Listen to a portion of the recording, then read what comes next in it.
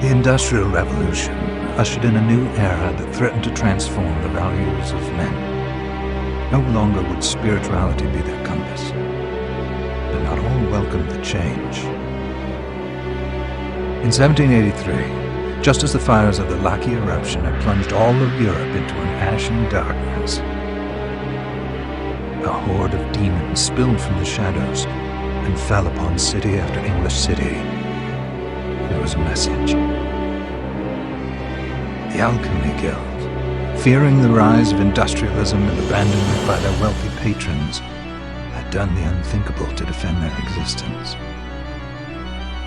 Through recondite arts, the alchemists had created shard binders, humans transplanted with crystal that attuned them to demonic power.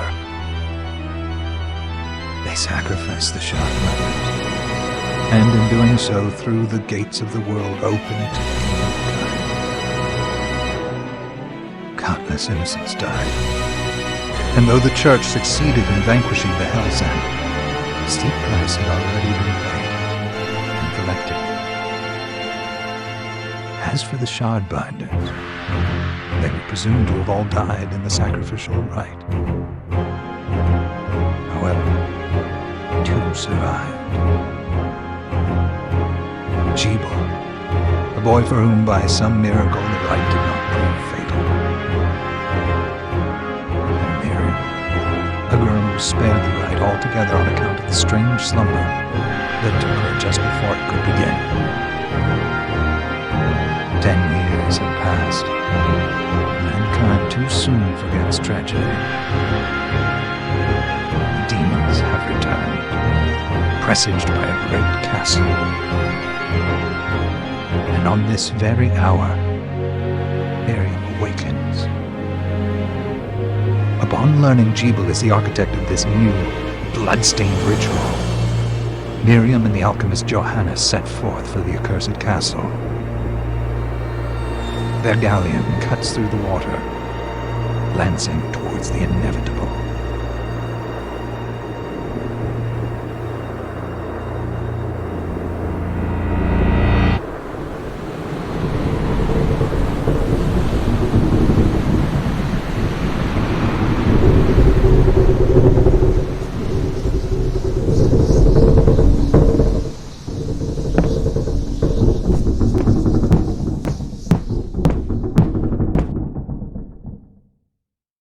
Johannes, are you certain it was... It was Jebel's doing, Miriam.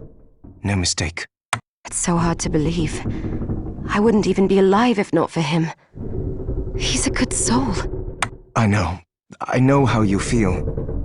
But the facts are apparent. And the hell he endured 10 years ago would break the best of souls. Miriam, I want you to know that I'm sorry.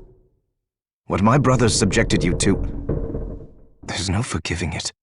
It was their transgression, not yours. You always took care of us.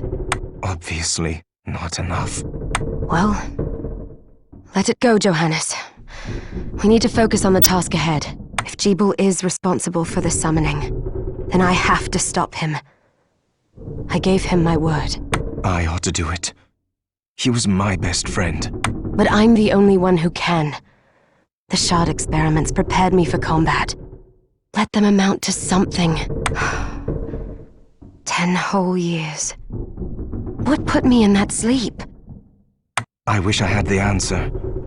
All I know is the spell that stopped time for you was advanced, arcane. But by observing the ebb of the magic's hold on you, I was able to predict exactly when you would wake up. Oh, I see. We'll make landfall soon. You should get ready. I had the chest there packed with essential equipment. Now would be a good time to put it on.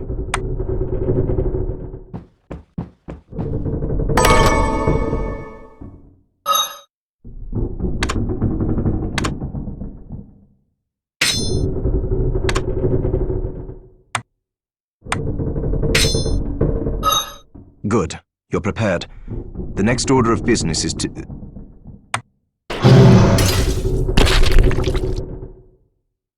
I'll take care of it.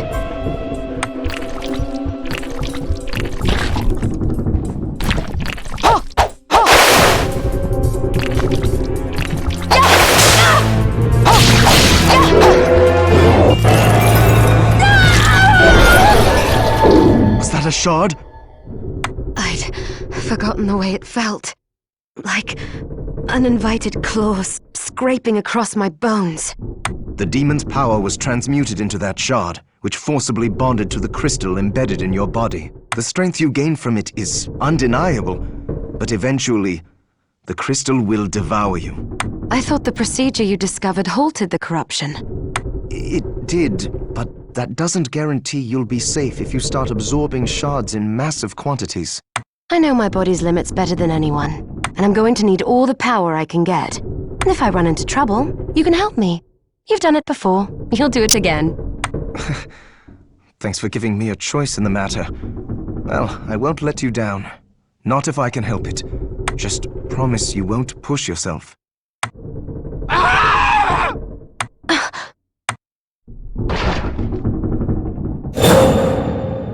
How did they get inside?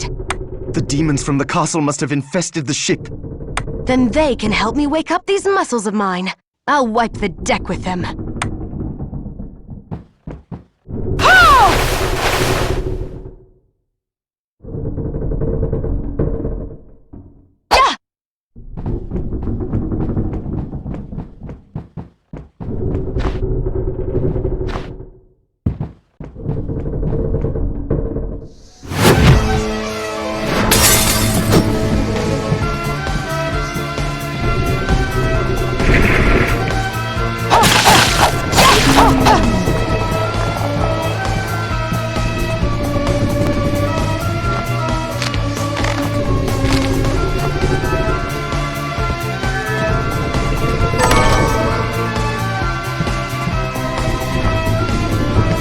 This device responds to magic. Maybe I just need to hold my hand up to it.